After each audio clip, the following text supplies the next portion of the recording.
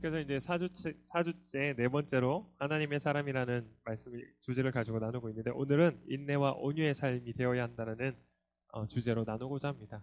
우리가 그러니까 공의와 경건의 그 삶을 살아갔던 하나님의 사람 그 다니엘, 그래서 그가 늘 하나님 앞에 기도하고 그 하나님 앞에서 철저하게 하나님의 그 음성을 들으며 하나님의 그 뜻을 구하며 그 모든 일들을 감당할 때 세상에 하나님의 그 영향력들, 하나님의 통치를 드러내는 삶을 살아갔던 그 다니엘에 대한 이야기를 했고, 우리가 지난주에는 믿음과 사랑을 가지고 그 다윗의 이야기를 통하여서 하나님을 정말 그 믿음과 그 사랑으로 온전히 또한 그 하나님의 통치를 이뤄내는 삶을 살아갔던 다윗의 이야기를 했죠. 오늘은 그 세 번째로 인내와 온유에 대한 삶을 살았던 사람에 대한 이야기를 가지고 좀 더 나누려고 합니다. 그 이전에 우리가 정말 믿음으로 살아간다는 거, 우리가 또한 그 하나님 앞에서 그 믿음의 기도를 한다는 것이 얼마나 복된 것인지를 한번 먼저 생각해 봤으면 좋을 것 같아요. 우리가 믿음으로 기도를 할 수 있다라는 것은요, 우리가 우리 눈앞에 놓여 있는 이 현실에만, 또 이 상황에만 갇혀지지 않는다라는 것을 의미합니다. 우리가 하나님 앞에 정말 믿음으로 기도한다라는 것은 지금 내 눈에 보이는, 그래서 내 생각으로 내 상황으로만 판단되어지는 것이 아니라 그것을 넘어서서 그 앞에서 그 너머에서 더 넓은 시야에서 이것을 바라볼 수 있는 힘을 갖는 것. 그래서 지금의 이 상황들을, 지금 이 주어진 이 상황들을 거기에 두려워하는 것이 아니라 그 상황들에 넉넉히 이겨내며 그 힘든 상황들이라 할지라도 그것에 대해서 무너지지 않고 그 상황들과 함께 그 일을 걸어갈 수 있는 용기가 되어진다라고 지난주에 이야기했는데, 꼭 이 부분은 우리 친구들이 꼭 기억해 줬으면 좋을 것 같아요. 그래서 우리에게 주어진 어떠한 어렵고 힘든 상황들이 우리 친구들과의 관계들 속에서 때로는 어려운 일을 마주했을 때, 여러분 그 상황 속에서 우리가 할 수 있는 것은 하나님 앞에 기도함을 통하여서 내 생각을 계속 간철시키기, 내 생각을 내 뜻대로 이것들을 해결하기 위함이 아니라 내 생각이 넘어 계신, 내 생각보다 더 크신 그 하나님의 시선에서 이 상황들을 바라볼 수 있게 해달라는 그 믿음의 기도를 할 수 있는 사람들, 그런 하나님의 사람들이 되기를 간절히 기도합니다. 오늘은 우리가 이 인내와 온유의 삶을 살아야 된다라는 것으로 나누려고 하는데, 우리가 이 인내라는 뜻과 온유의 의미를 우리가 다시 한번 점검해 볼 필요가 있습니다. 사실 온유라는 것은 또한 이 인내와 같이, 그러니까 인내의 가정 가운데에 이 온유가 나타나는 거거든요. 근데 우리가 인내라고 하는 것, 이 인내라는 의미를 우리가 조금 더 선명하게 분명하게 가질 필요가 있는데, 여러분 인내의 뜻이 무엇이죠? 우리 오늘 첫 인도자로 데뷔한 예진아, 인내의 뜻이 무엇일까?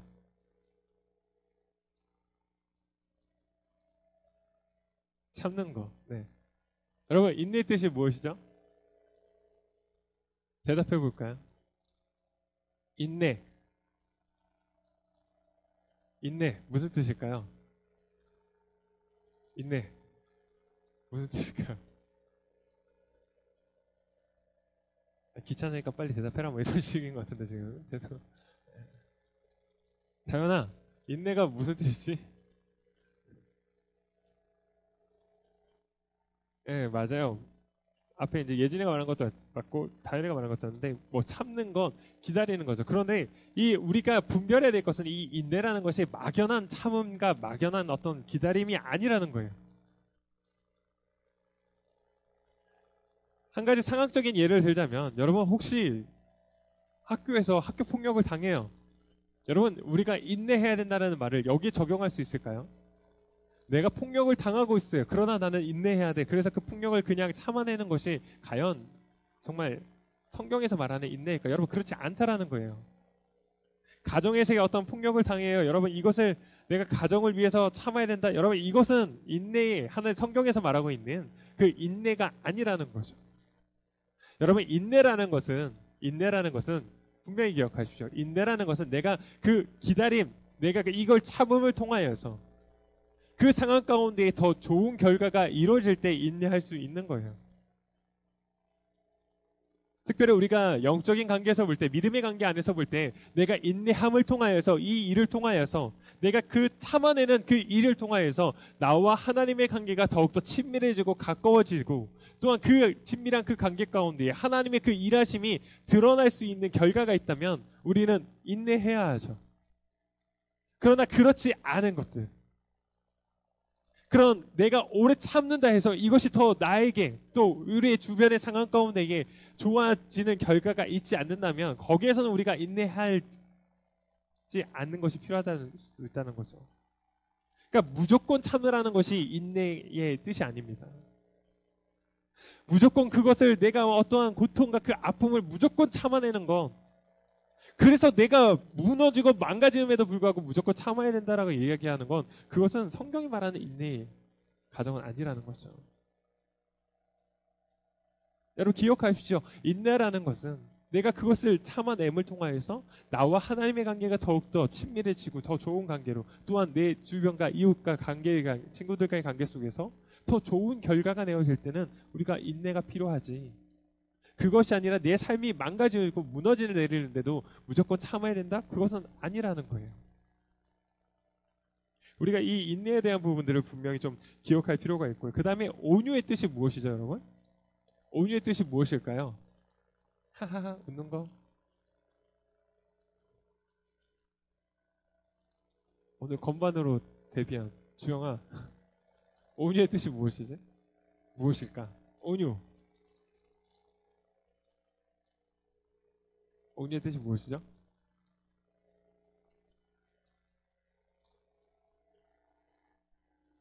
정확한 뜻은 모르겠지만 대충 느낌적으로 여러분 알고 있죠. 온유, 이렇게 잘 화내지 않고 이렇게 상냥하고 밝고 친절하고 뭐 이런 느낌. 네. 딱 저를 보면, 그쵸? 이 웃음 누구죠? 이 웃음의 어디가, 웃음이 어디서 나온 거죠? 네. 저는 온유하니까 충분히 웃을 수 있습니다. 착각하기 쉽다라는 거죠. 여러분 이 온유라는 것을 우리가 어떤 상황에서는 쉽게 오해할 수 있는, 그러니까 잘못 사용될 수 있는 분야가 뭐냐면, 여러분 그 나보다 더 힘센 사람들, 뭐 길을 가는데 막 이렇게 몸에 좀 그림으로 장난질을 치신 분들, 막 이런 분들 만났을 때 우리는 굉장히 온유해지죠. 순간적으로 온유해지죠. 그렇죠?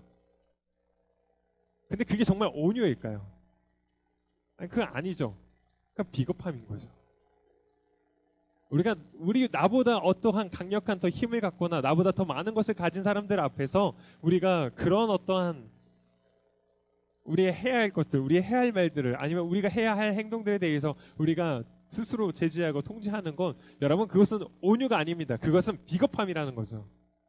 우리가 이 비겁함과 온유함은 분명히 구별할 필요가 있는 거예요. 구분할 필요가 있습니다. 온유함이라는 것은, 여러분 성경에서 말하고 있는 이 온유함은 그 원어적 의미로 보면 길들여진 야생마라는 거예요. 길들여진 야생마. 여러분 야생에서 뛰놀고 있는 그 말을 한번 생각해 보시죠. 그 사바나 그 초원에 말 한 마리가 한번 뛰고 있다고 생각해 보시죠. 얼마나 그 힘 있고 얼마나 이렇게 자기 멋대로 막 뛰어다니는, 그게 얼마나 힘이 강할까. 그런데 그 말이 길들여져 있다라는 거예요. 주인에게 길들여져 있다라는 거예요. 말에게 지금 힘이 없는 게 아니에요. 말에게 뛰고 싶은 욕망이 없는 게 아니에요. 그러나 그가 그 주인에게, 그 주인의 말에 순종하기 위해서 자기의 힘을 갖고 있지만 그것을 제어한다라는 거예요. 부당한 권력과 나보다 더 강한 힘에 의해서 그것을 거기에서 내가 어떤 해를 받기 위해서 비겁하게 구는 것이 아니라, 나의 주인, 나를 지금 주관하고 계시고 내 삶을 붙들고 계신 그분 앞에, 그분 때문에, 그분의 말씀 때문에 내가 충분히 할 수 있는 힘이 있지만 그렇게 사용하지 않거나, 또한 내가 그런 힘이 없음에도 불구하고 그분의 말씀이라면 그 힘을 발휘해서 그 일들을 해내는 것, 그것이 온유라는 거예요.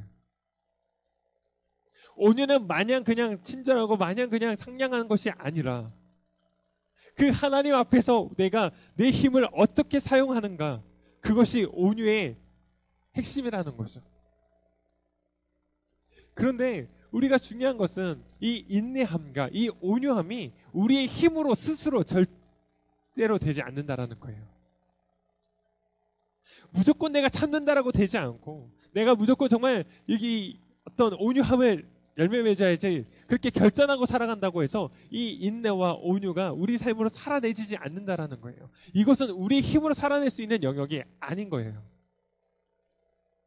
그렇기 때문에 우리가 정말 이 인내와 온유로 살아가기 위해서는 그 하나님 앞에서의 우리 삶이 어떠한가 계속해서 짚어보고 그 하나님 앞에서 살아가고 있다라는 그 믿음의 인식이 너무나도 중요하다는 거예요. 우리의 힘으로는 인내하며 또한 온유한 삶을 살아갈 수 없습니다. 그러나 하나님의 그 거룩하심 그 앞에서 우리는 그 거룩한 반응으로서 인내하며 온유한 삶을 살아갈 수 있다는 거예요. 조금 어려운 이야기지만 우리가 모세 이야기를 통해서 살펴보고자 합니다. 이 인내와 온유의 삶을 살아갔던 사람을 좀 묵상하다 보면 이 모세가 있어요. 여러분, 모세가 어떤 사람입니까? 모세는 원래 유대인이었습니다. 그런데 그 당시에 애굽에 그 땅에서 살던 유대인들에게 이 유대인들이 너무나도 이 사람 세력들이 늘어나니까 이 애굽에서 이제 이것을 경계해가지고 유대인들의 그 2세 미만의 남자아이들은 다 죽이라는 명령이 있었습니다. 그러나 그 부모가, 모세의 부모가 그 명령에 순복하지 않고 이 아이를 그 나일 강강에 띄웁니다. 다행히 하나님의 은혜로 바로의 딸에게 이 모세가 발견되어서 바로의 딸의 그 아래서 자라게 됩니다. 그러니까 왕궁에서 자라게 된 거죠. 유대인이지만 그 애굽의 왕궁에서 이 모세가 자라납니다. 그런데 모세가 자라나면서 그가 애굽의 왕족으로서의 정체성을 가지고 자라난 것이 아니라 그가 유대인의 정체성을 가지고 자라났다라는 거예요. 그러다 보니까 한 가지 사건이 일어나죠. 어떤 사건이 일어납니까? 그 애굽의 군인이 자신의 동포인 유대인을 학대하는 것을 보고 그 군인을 죽이는 사건이 벌어졌습니다. 그리고 그 일이 발각되어 가지고 모세는 광야로 도망가는 인생을 살아가게 됩니다. 그가 광야로 나갔던 그 40세의 그 나이 가운데에, 그리고 또 그가 그곳에서 이드로라는 사람을 만나서 그의 딸과 결혼하여서 거기에서 양치기를 하면서 40년이라는 시간을 살아가고 있는데, 그 나이 80세 되었을 때 40년 동안 그 광야에서 양을 치면서 살아갔던 그 인생 가운데에 어느 날 하나님께서 그를 찾아오셨고 그에게 말씀하시는 사건이 벌어나가는 거예요. 그런데 우리가 여기서 한번 생각해 볼 것은 이 모세가 그 유대인이 학대당하는 걸 보고 애굽의 군인을 쳐 죽이는 것이 그냥 한 사건으로 일어난 것이 아니라 굉장히 좀 많은 의미를 갖고 있다는 거죠. 그러니까 이 모세가 유대인으로서의 정체성을 가지고 자라났다라는 것, 유대인의 정체성을 가지고 있다라는 건 어쩌면 그에게는 이 애굽이라는 큰 제국에게 굉장히 억눌려 있고 핍박당하는 이 백성들을 좀 건져내고 싶은 그런 마음, 그의 욕망, 그런 꿈이 있었던 것 같아요. 그런데 그의 꿈이 발각되자 그가 이제 도망자의 삶을 살아가게 된 거죠. 우리가 이 광야에서의 40년의 시간 동안 모세의 어떤 기록들이 뭐 어떤 일을 했다, 어떤 훈련을 받았다 이런 일이 없습니다. 그런데 우리가 하나님께서 이 모세를 부르시는 과정을 통하여서 이 40년이라는 광야의 시간 동안 하나님께서 모세에게 어떤 일을 행하셨는지를 조금은 알 수 있다라는 거죠. 여러분, 40년이 지난 어느 날 하나님께서 모세를 호렙산으로 이끄셨고 그곳에서 그에게 나타나시고 말씀하십니다. 여기에서 우리가 생각해 볼 수 있는 것은 하나님께서 그 40년이라는 시간 동안 모세를 향한 그 눈빛이, 모세를 향한 하나님의 그 시선이 한 번도 그를 놓치지 않았다는 것을 의미한다는 거예요. 그를 그냥 그 광야에서 도망자의 삶으로 그냥 내버려 두신 것이 아니라, 비록 그에게 하나님께서 어떤 일들을 행하시진 않았지만 그러나 하나님은 그 모세를 계속해서 지켜보고 계셨다라는 거예요.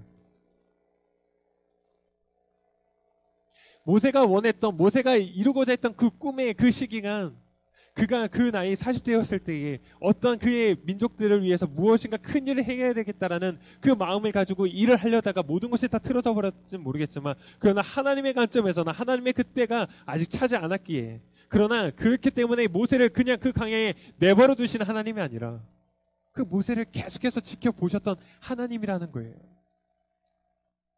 여러분, 우리가 이것을 기억하셔야 됩니다. 우리가 우리 삶 가운데에 어떠한 일도 일어나지 않는다 할지라도, 그래서 때로는 하나님 정말 내게 계시는가라는 의심이 생긴다 할지라도, 그러나 여전히 하나님은 우리를 지켜보고 계신다라는 거예요. 우리가 원했던 일들이 있고 우리가 간구했던 일들이 있다 할지라도, 그것이 지금 당장 이루어지지 않는다 할지라도 하나님께서 우리를 버리시는 것이 아니라 여전히 하나님은 하나님 때에 그 합당한 일을 하시기 위해서 우리를 지켜보고 계시고 기다리고 계신다라는 거죠. 우리가 어디에서 이 모세가 그 40년의 시간 동안, 강에서의 그 40년의 시간 동안 그가 성장할 수 있었는가를 생각해 보면, 그 떨기나무에 하나님께서 나타나시죠. 그리고 모세를 부르십니다.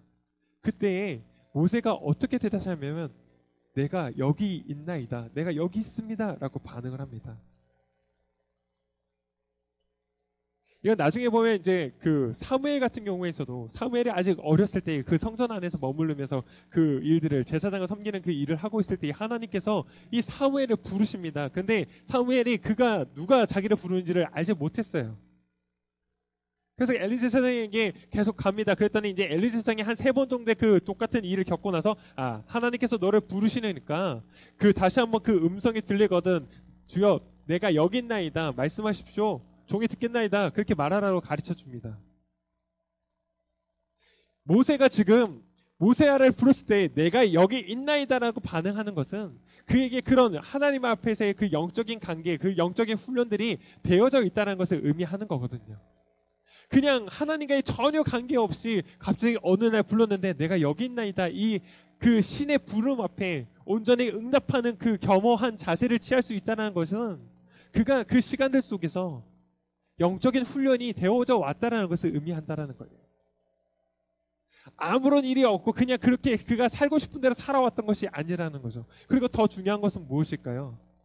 그 하나님께서 이 모세에게 말씀하시죠. 너가 이제는 가서 내 백성을 이제는 끌고 나와라, 약속한 땅으로 이끌어라라고 하고, 이 땅에 와서, 이 산에 와서 그들과 예배해라라고 말씀하십니다. 하나님께서 모세에게 지금 그 이야기를 하시는 데 있어서 모세가 하나님께서 지금 시키시는 그 일에 대해서 충분히 이해하고 있다는 거예요. 아무런 그런 이해가 없는데 하나님께서 그 말씀하시면 모세는 당황하겠죠. 이게 무슨 얘기일까? 아니요, 어쩌면 하나님의 앞에서의 그런 영적인 훈련이 되어지지 않았다라면 모세가 불렀을 때 그는 도망갔을 수도 있겠죠. 무슨 소리인가 하고, 이게 뭔가라고. 그러나 하나님께서 그를 부르셨을 때에 그가 하나님 앞에 응답할 수 있는 그 태도를 취했다라는 것, 또 하나님께서 너가 내 백성을 끌고 이 땅에서, 이 산에서 예배해라라고 말씀하셨을 때에 그가 그 과제에 대해서, 그 가업에 대해서 충분히 이해하고 있었다는 것에서 모세는 그 40년의 시간 동안 어쩌면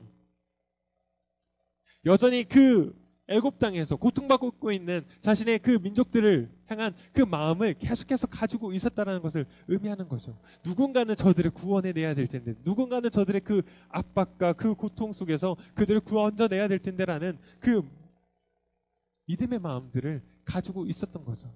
다만 그가 꿈꿔왔던 그 일들에 대해서 하나님으로부터 그가 명령받지 못했을 뿐, 그가 그 일들에 대해서 꿈꿔왔다라는 거예요. 여러분, 우리가 가지고 있는 그 비전들, 여러분이 가지고 있는 어떠한 그 꿈에 있어서 여러분 중요한 것은 그것이 하나님으로부터 또한 받은 내 삶의 그 꿈인지, 내 삶의 그 비전인지를 한번 확인하는 과정들이 필요하다는 거예요. 처음에 우리가 믿음의 싸움을 싸워야 된다라는 이야기를 하면서 여러분 그 이야기를 했습니다. 내가 말하고 있는 나의 어떤 비전과 믿지 않는 친구들의 말하는 그 비전, 삶의 어떤 진로의 이야기가 똑같다라면 문제가 있는 거라고요. 여러분 지금 어떠한 꿈을, 어떠한 비전을 가지고 있습니까? 어떠한 삶을 살아가기를 여러분 그림 그리고 있습니까? 여러분 스스로 그림 그리는 거 너무 중요합니다. 그러나 더 중요한 것은 그 그림이 하나님 앞에서 그려지고 있는 그림이 맞는지를 확인하는 과정들이 필요하다라는 거예요. 하나님으로부터 그 비전을 받은지, 아니면 내가 가지고 있던 그 비전이 하나님의 그 비전과 지금 마땅한지 합당한지를 점검하는 시간들이 필요하다라는 거예요. 그저 나의 생각과 나의 가지고 있는 어떠한 뜻을 가지고 살아가는 것이, 그래서 그것을 이뤄가기 위해서 애쓰는 것이 아니라 그것이 하나님께서 나를 향해서 가지고 계신 그 뜻과 합당한가, 여러분 그것을 우리는 늘 점검할 필요가 있다라는 거죠. 모세의 그 어떤 인생 가운데 클라이막스가 80세부터 이제는 하나님으로부터 이제 그가 꿈꿔왔던 그 일들에 대해서 하나님으로부터 그 사명을 받고 나서 시작되더라는 거예요.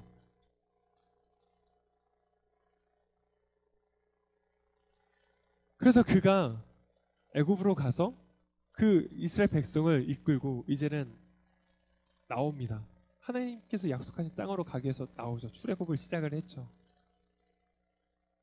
여러분, 이 출애굽 과정 가운데에 모세에게 얼마나 많은 위기가 있었는지 몰라요. 금송아지를 섬기는 사건들이 있었고요. 그리고 미리암의 그 반란 사건들이 있습니다. 그리고 더 중요한 사건은 가데스바네아에서 이 이스라엘 백성들이 도저히 우리가 여기에서 주는 만나와 이것을 먹고 메추라기 먹고만은 살 수 없겠다. 우리 힘들었지만 고생했지만 그러나 애굽에서는 그래도 고기도 구워 먹고 우리가 먹고 싶은 거 마음껏 그래도 먹을 수 있었다. 그러니까 우리 그냥 여기 다 포기하고 저 가나안 땅, 약속된 땅 들어가는 거 포기하고 다시 애굽으로 돌아가자라는 그런 반란들이 일어났거든요. 그런데 그러한 위기의 상황들마다 그래서 모세를 거의 모세의 생명이 위협되는 그 순간마다 모세가 어떠한 일들을 택하냐면 하나님 앞에 엎드려짐을 택하는 거예요.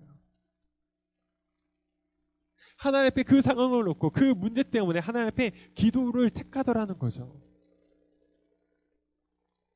원래대로 모세가 가지고 있는 성향을 봤을 때 그것도 충분히 해낼 수 있죠. 충분히 어떤 일들을 해낼 수 있죠. 그러나 그렇지 않고 하나님 앞에 엎드려지는 그 인내의 시간을 갖다라는 거죠.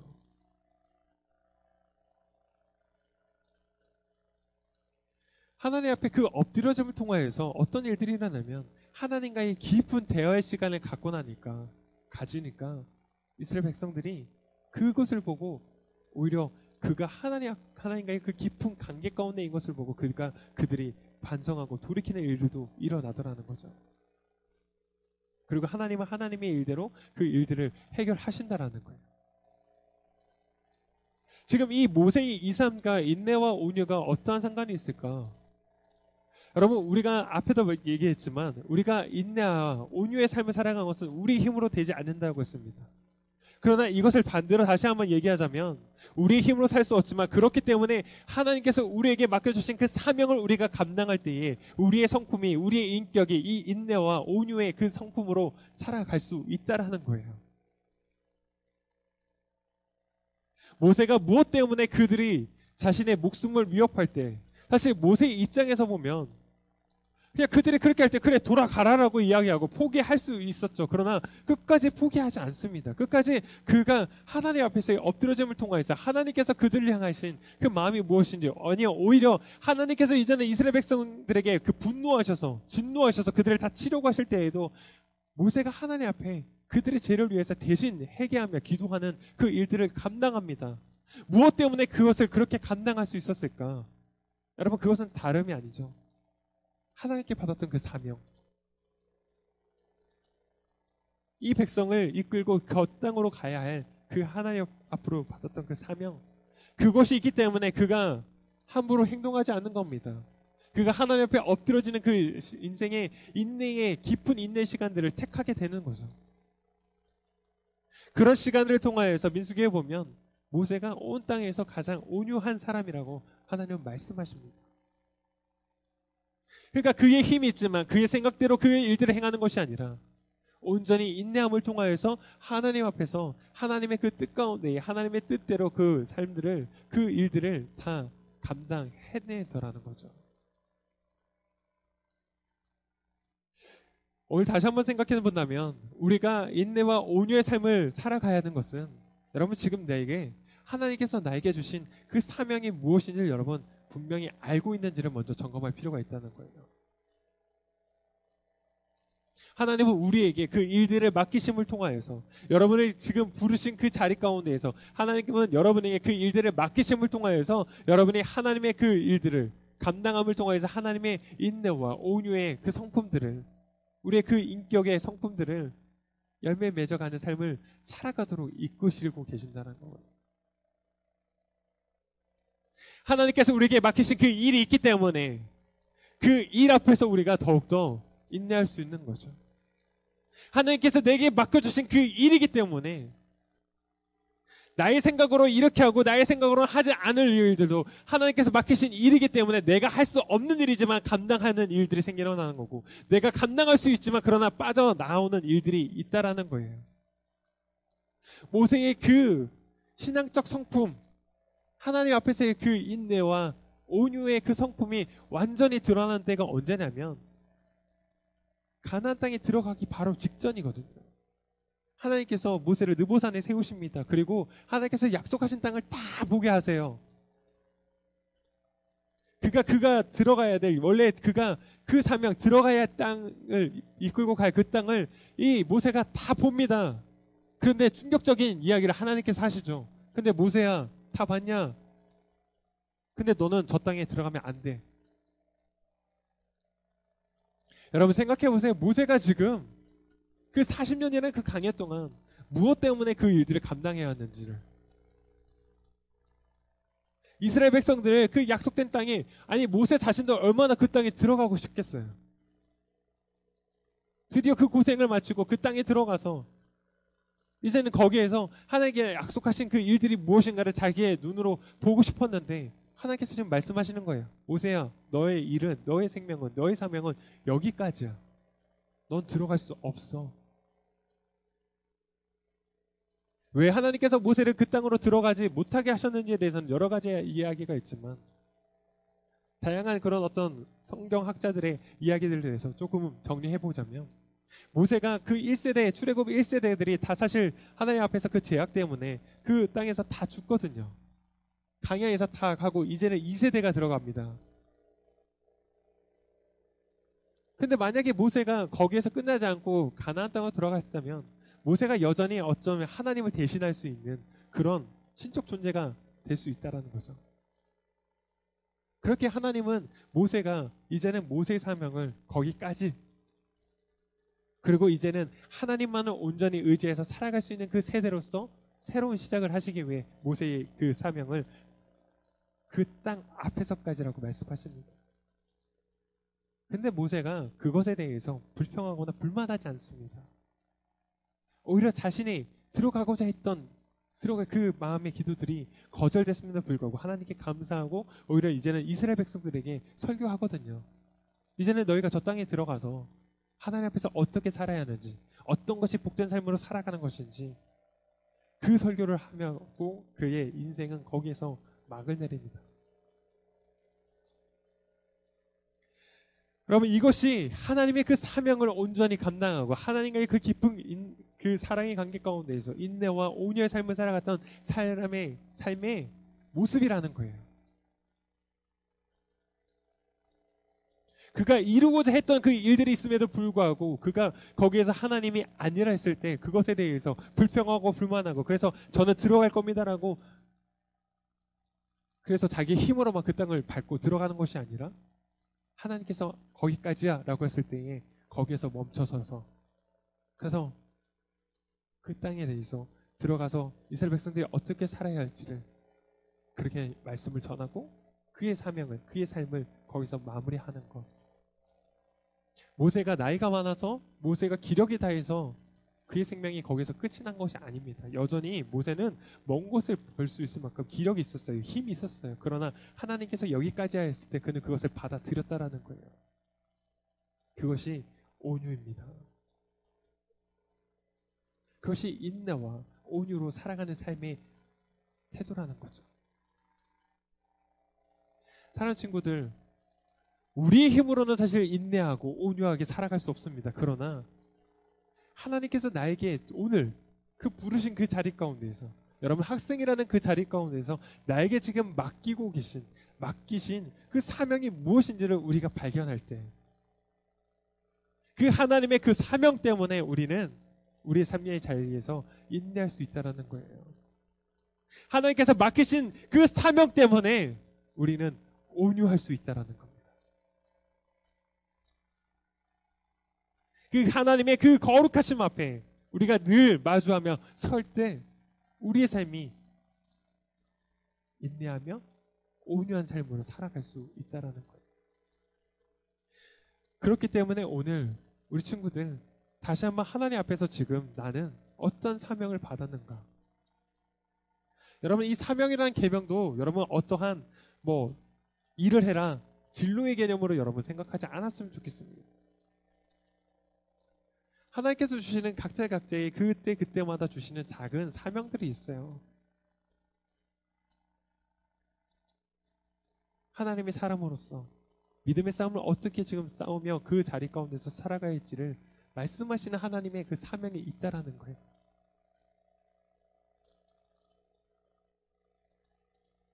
여러분의 그 자리 가운데서 늘 하나님 앞에 그 사명을 확인하며 살아가는 사람들.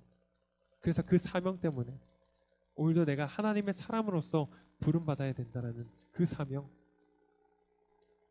내가 믿음의 싸움을 싸워야 된다라는 그 사명, 그 사명 때문에 우리 부르진 우리가 있는 그 자리에서 우리가 더욱더 인내하며 온유한 삶으로 하나님의 그 능력으로 살아갈 수 있는 우리가 되길 간절히 기도합니다. 우리 이 시간 좀 같이 찬양하면서 기도했으면 좋겠는데요.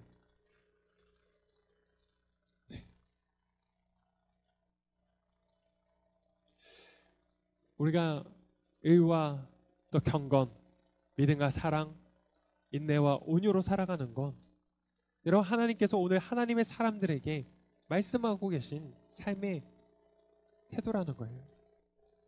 여러분 지금 맡겨진 그 삶의 자리에서 여러분 공의로 살아가고 계십니까? 경건하게 살아가고 계십니까? 또한 믿음 가지고 사랑으로 살아가고 계십니까? 아니면 인내와 온유의 삶을 여러분 살아가고 계십니까? 우리의 힘으로 살아갈 수 없지만 그러나 하나님의 은혜로 그 삶을 살아갈 수 있을 줄 믿습니다. 우리의 힘으로는 그것들이 다 살아낼 수 없는 영역들이지만 그러나 하나님의 은혜면 우리가 그 일들, 우리가 믿어지지 않지만 믿는 일들이 일어나고 우리가 경건할 수 없지만 그러나 그 경건의 삶을 살아가는, 우리가 인내할 수 없지만 그러나 하나님의 그 은혜 때문에 인내하며 온유함을 살아갈 수 있는 우리 삶이 될 수 있을 줄 믿습니다. 우리 이 시간 같이 이 찬양 하나님께 고백했으면 좋겠습니다.